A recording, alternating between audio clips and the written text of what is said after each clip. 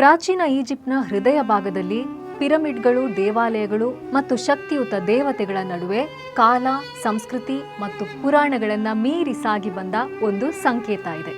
ಅದೇ I of ಹೋರಸ್ ಅಥವಾ ಹೋರಸ್ನ ಕಣ್ಣು. ಹೆಚ್ಚಿನ ಜನರು ಇದನ್ನ ಪೋಷಣೆ, ಪಾಲನೆಯ ಒಂದು ನಿಗೂಢ ಲಾಂಛನ ಅಂತ ಗುರುತಿಸ್ತಾರೆ. ಆದರೆ ಈ ಸಂಕೇತದೊಳಗೆ ಅಡಗಿರೋದು ಅದಕ್ಕಿಂತಲೂ ಆಕರ್ಷಕವಾದ ಸಂಗತಿ, ಒಂದು ಚತುರ ಗಣಿತದ ವ್ಯವಸ್ಥೆ. ನಿರ್ದಿಷ್ಟವಾಗಿ ಹೇಳೋದಾದ್ರೆ ಭಿನ್ನ ರಾಶಿಗಳ ಒಂದು ರಹಸ್ಯ ಸಂಕೇತ. ಇದು ಕೇವಲ ಪುರಾಣ ಮತ್ತು ಗಣಿತ ಸಂಧಿಸೋ ಮತ್ತೊಂದು ಉದಾಹರಣೆ ಮಾತ್ರ ಅಲ್ಲ. ಪ್ರಾಚೀನ ಈಜಿಪ್ಟ್ನವರು ತಮ್ಮ ಸುತ್ತಲಿನ ಪ್ರಪಂಚನ ಹೇಗೆ ಅರ್ಥ ಮಾಡಿಕೊಂಡಿದ್ರು ಮತ್ತು ನೈಜ ಪ್ರಪಂಚದ ಸಮಸ್ಯೆಗಳನ್ನು ಪರಿಹರಿಸೋದಕ್ಕೆ ಅವರು ದೃಶ್ಯ ಸಂಕೇತಗಳನ್ನು ಹೇಗೆ ಬಳಸ್ತಾ ಇದ್ರು ಅನ್ನೋದಕ್ಕೆ ಒಂದು ಅದ್ಭುತ ನಿದರ್ಶನ. ಇದರ ಕೇಂದ್ರ ಬಿಂದು ಏಕ ಭಿನ್ನರಾಶಿ ಅಥವಾ ಯೂನಿಟ್ ಫ್ರಾಕ್ಷನ್ಸ್. ಅಂದರೆ ನೀವು ನಂಬಲೇಬೇಕು, ಪುರಾಣದ ಒಂದು ಕಥೆಗೂ ಯೂನಿಟ್ ಫ್ರಾಕ್ಷನ್ಗೂ ಸಂಬಂಧ ಏನು ಅನ್ನೋದನ್ನ ಆ ಕಥೆ ಮೂಲಕವೇ ತಿಳ್ಕೊಳ್ಳೋಣ ಅಲ್ವಾ. ಈಜಿಪ್ಟಿಯನ್ ಪುರಾಣದ ಪ್ರಕಾರ ಹೋರಸ್ ಅನ್ನೋನು ಒಬ್ಬ ಶಕ್ತಿಶಾಲಿ ದೇವತೆ. ಅವನು ಫಾಲ್ಕನ್ ಹಕ್ಕಿಯ ತಲೆಯನ್ನ ಹೊಂದಿದ್ದ, ಗರುಡನ ಹಾಗಿರೋ ತಲೆ. ಅವನು ಅಗಾಧವಾದ ಆಕಾಶ, ರಾಜತ್ವ ಮತ್ತು ರಕ್ಷಣೆಯ ಸಂಕೇತ. ಒಂದ್ಸಲ ಏನಾಗತ್ತೆ, ಹೋರಸ್ ಮತ್ತು ಅವನ ಮಾವ ಸೆತ್ ನಡುವೆ ಭಯಂಕರ ಯುದ್ಧ ನಡೆಯುತ್ತೆ. ಆ ಯುದ್ಧದಲ್ಲಿ ಹೋರಸ್ ತನ್ನ ಎಡಗಣ್ಣನ್ನ ಕಳ್ಕೊತಾನೆ.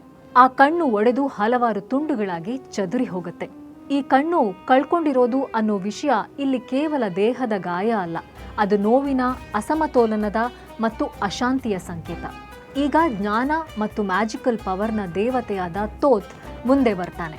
ಅವನೇನ್ ಮಾಡ್ತಾನೆ, ಚದುರಿದ ತುಂಡುಗಳಾದ ಹೋರಸ್ನ ಕಣ್ಣುಗಳನ್ನ ಒಂದೊಂದಾಗಿ ಸೇರಿಸ್ತಾ ಆ ಕಣ್ಣನ್ನ ಪೂರ್ಣಗೊಳಿಸೋದಕ್ಕೆ ಪ್ರಯತ್ನ ಪಡ್ತಾನೆ.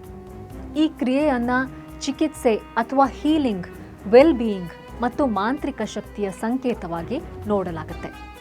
ಹಾಗಾಗಿ ಪುನಃ ಜೋಡಿಸಲಾದ ಈ ಹೋರಸ್ನ ಕಣ್ಣನ್ನ ಈಜಿಪ್ಟಿಯನ್ನರು ಸಂಪೂರ್ಣತೆ ಮತ್ತು ಸಮತೋಲನದ ಚಿಹ್ನೆ ಅಂತ ನಂಬಿದ್ರು. ಇಲ್ಲೊಂದು ಕುತೂಹಲಕಾರಿ ವಿಷಯ ಇದೆ. ಅದೇನು ಅಂದರೆ, ಈ ಕಣ್ಣಿನ ಪ್ರತಿ ಭಾಗಕ್ಕೂ ಒಂದೊಂದು ಅರ್ಥ ಇದೆ ಮತ್ತು ಅದೆಲ್ಲವೂ ಮನುಷ್ಯನ ಇಂದ್ರಿಯ ಮತ್ತು ಅರಿವಿನ ಭಿನ್ನ ಶಕ್ತಿಗಳನ್ನು ಸೂಚಿಸುತ್ತೆ. ಮೊದಲನೇದು ಮೂಗು ಅಂದರೆ ವಾಸನೆ, ಇದು 2ನೇ ಒಂದು ಭಾಗ. ಕಣ್ಣು ಅಥವಾ ದೃಷ್ಟಿ, ಇದು 4ನೇ ಒಂದು ಭಾಗ. ಹಾಗೆ ಮನಸ್ಸು ಅಥವಾ ಯೋಚನೆ, ಇದು 8ನೇ ಒಂದು ಭಾಗ. ಕಿವಿ ಅಥವಾ ಕೇಳುವಿಕೆ 16ನೇ ಒಂದು ಭಾಗ. ನಾಲಿಗೆ ಅಥವಾ ರುಚಿ 32ನೇ ಒಂದು ಭಾಗ. ಇನ್ನು ಚರ್ಮ ಇಲ್ಲವೇ ಟಚ್, ಇದು 64ನೇ ಒಂದು ಭಾಗ. ಅಂದ್ರೆ ಹೋರಸ್ನ ಕಣ್ಣು ಕೇವಲ ಒಂದು ಅಂಗ ಮಾತ್ರ ಅಲ್ಲ, ಅದು ಮಾನವನ ಇಂದ್ರಿಯಗಳು, ಯೋಚನೆ ಮತ್ತು ಅರಿವಿನ ಸಂಪೂರ್ಣ ಪ್ರತಿರೂಪ. ಇದೇ ಕಾರಣಕ್ಕಾಗಿಯೇ ಸಾವಿರಾರು ವರ್ಷಗಳಿಂದ ಹೋರಸ್ನ ಕಣ್ಣು ರಕ್ಷಣೆಯ, ಆರೋಗ್ಯದ ಮತ್ತು ಜ್ಞಾನದ ಸಂಕೇತವಾಗಿ ಉಳ್ಕೊಂಡಿದೆ. ಈಗ ಇದಕ್ಕೂ ಗಣಿತಕ್ಕೂ ಏನು ಸಂಬಂಧ? ಅದೇ ಈ ಕಥೆಯ ಸೌಂದರ್ಯ. ಈಜಿಪ್ಟಿನ ಈ ಕಥೆಯ ಕೇಂದ್ರದಲ್ಲಿರೋ ಒಂದು ಯೋಚನೆ ಯಾವುದು ಅಂತ ಊಹೆ ಮಾಡ್ತೀರಾ? ಅದು ಏಕಭಿನ್ನ ರಾಶಿಗಳು ಅಥವಾ ಯೂನಿಟ್ ಫ್ರಾಕ್ಷನ್ಸ್. ಏಕಭಿನ್ನ ರಾಶಿಗಳು ಅಂದರೆ ಯಾವುದು?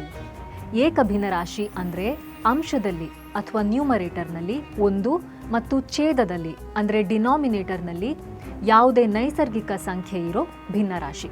ಉದಾಹರಣೆಗೆ 2ನೇ ಒಂದು, 3ನೇ ಒಂದು, 4ನೇ ಒಂದು, 10ನೇ ಒಂದು, 64ನೇ ಒಂದು. ಇಂದು ನಮಗೆ ಇವು ನಮ್ಮ ಶಾಲೆಯ ಆರಂಭದಲ್ಲಿ ಕಲಿಯೋ ಮೂಲಭೂತ ಸಂಖ್ಯೆಗಳು ಮಾತ್ರ. ಆದರೆ ಈಜಿಪ್ಟಿಯನ್ನರಿಗೆ ಇವು ಧ್ಯಾನ ಮತ್ತು ಭೂಮಿಯಿಂದ ಹಿಡಿದು ಔಷಧಿ ಮತ್ತು ನೀರಿನವರೆಗೆ ಎಲ್ಲವನ್ನು ಅಳತೆ ಮಾಡೋದಕ್ಕೆ ಬಳಸಲಾಗೋ ಒಂದು ಸಂಕೀರ್ಣ ಮತ್ತು ಶಕ್ತಿಶಾಲಿ ವ್ಯವಸ್ಥೆಯ ಅಡಿಪಾಯ.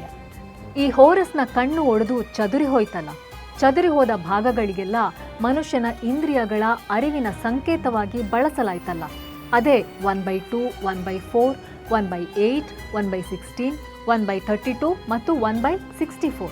ನೀವು ಈ ಚಿಹ್ನೆಯನ್ನ ಹತ್ರದಿಂದ ನೋಡಿದ್ರೆ ಕಣ್ಣಿನ ಪ್ರತಿ ಭಾಗವೂ ಈ ಭಿನ್ನ ರಾಶಿಗಳಲ್ಲಿ ಒಂದಕ್ಕೊಂದು ಅನುರೂಪವಾಗಿದೆ ಅನ್ನೋದು ಗೊತ್ತಾಗತ್ತೆ. ಇದನ್ನೆಲ್ಲ ಗೊತ್ತು ಗುರಿ ಇಲ್ಲದೆ ಆರಿಸಿದ್ದಲ್ಲ. ಈ 6ರಲ್ಲೂ ಛೇದಗಳು 2ರ ಘಾತಾಂಕಗಳಾಗಿವೆ, ಅಂದರೆ ಪವರ್ಸ್ ಆಫ್ 2. ಮತ್ತು ಅದು ಆಕಸ್ಮಿಕವಾಗಿರಲಿಲ್ಲ.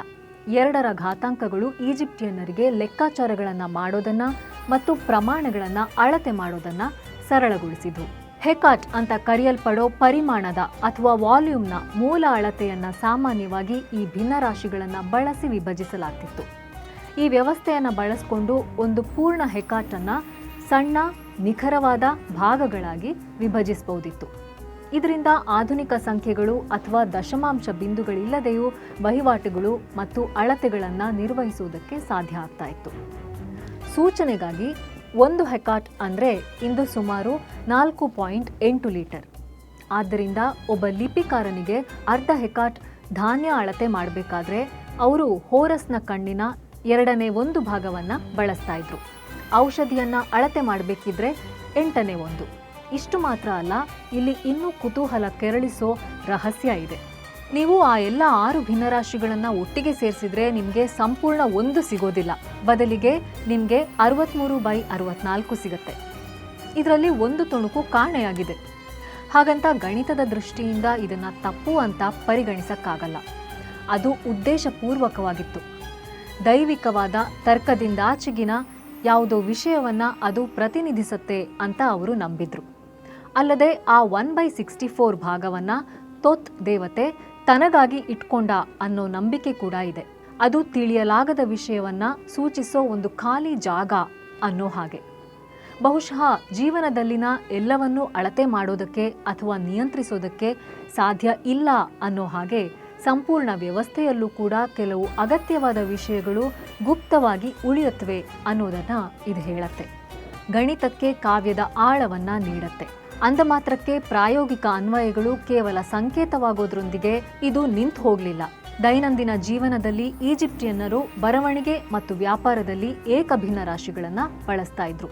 ನಾವು ಇಂದು ಬಳಸೋ ಹಾಗೆ 3/4 ಅಥವಾ 5/8 ರೂಪದ ಭಿನ್ನರಾಶಿಗಳನ್ನು ಅವರು ಬಳಸ್ತಾ ಇರಲಿಲ್ಲ. ಅವುಗಳನ್ನು ವಿಭಿನ್ನ ಏಕಭಿನ್ನ ರಾಶಿಗಳ ಮೊತ್ತವಾಗಿ ವಿಭಜಿಸ್ತಾ ಇದ್ರು.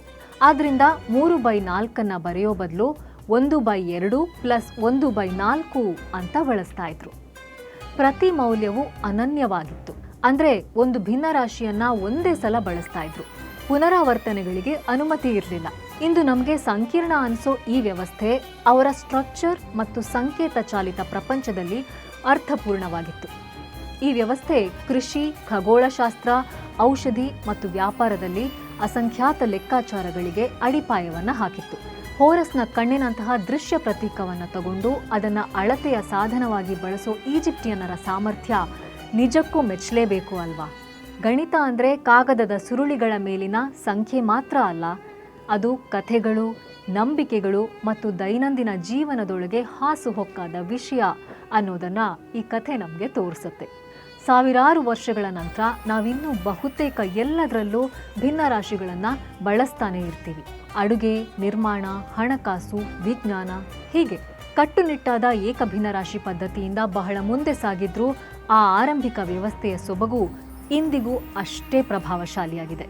ಪ್ರಪಂಚವನ್ನು ಅರ್ಥ ಮಾಡಿಕೊಳ್ಳೋ ಸವಾಲುಗಳನ್ನು ಎದುರಿಸುವಾಗೆಲ್ಲ ಮನುಷ್ಯರು ಎಷ್ಟು ಸಹಜ ಅಂತಃಪ್ರಜ್ಞೆಯಿಂದ ಮತ್ತು ಸೃಜನಶೀಲತೆಯಿಂದ ಬದುಕಿದ್ರು ಅನ್ನೋದನ್ನು ಇಂತಹ ಕಥೆಗಳು ನೆನಪಿಸುತ್ತೆ. ಹಾಗಾಗಿ ಹೋರಸ್ನ ಕಣ್ಣು ಕೇವಲ ನಂಬಿಕೆಯೋ ಅಥವಾ ಪುರಾಣದ ಪ್ರತೀಕವೋ ಅಷ್ಟೇ ಅಲ್ಲ, ಕಾಲಗಳ ಹಿಂದೆ ಮಾನವರು ಪೂರ್ಣವನ್ನು ರಚಿಸೋ ಭಾಗಗಳನ್ನು ಹೇಗೆ ಅರ್ಥ ಮಾಡ್ಕೊಳ್ತಿದ್ರು ಅನ್ನೋದರ ಬಗೆಗಿನ ಪಾಠ. ಗಣಿತ ಅಂದರೆ ಕೇವಲ ಸೂತ್ರಗಳಲ್ಲ, ಅದಕ್ಕಿಂತಲೂ ಹೆಚ್ಚು ಅನ್ನೋದನ್ನು ಇದು ನಮಗೆ ಹೇಳುತ್ತೆ. ಕಾಣೆಯಾದ ಹೋರಸ್ನ ಕಣ್ಣಿನ ಕೊನೆಯ ತುಣುಕಿನ ಹಾಗೆ. ಅದರ ಕೆಲವು ಭಾಗಗಳು ನಮ್ಮ ಅರಿವಿಗೆ ನಿಲುಕದೇ ಇದ್ರೂ ಜೀವನವನ್ನು ವಿವರಿಸೋದಕ್ಕೆ ನಾವು ಸಹಸ್ರಮಾನಗಳಿಂದ ಬಳಸ್ತಿರೋ ಭಾಷೆಯ ಹಾಗೆ ಗಣಿತ ನಿರಂತರವಾಗಿ ನಮ್ಮಲ್ಲಿ ಕುತೂಹಲವನ್ನು ಹುಟ್ಟಿಸ್ತಾನೇ ಇರುತ್ತೆ.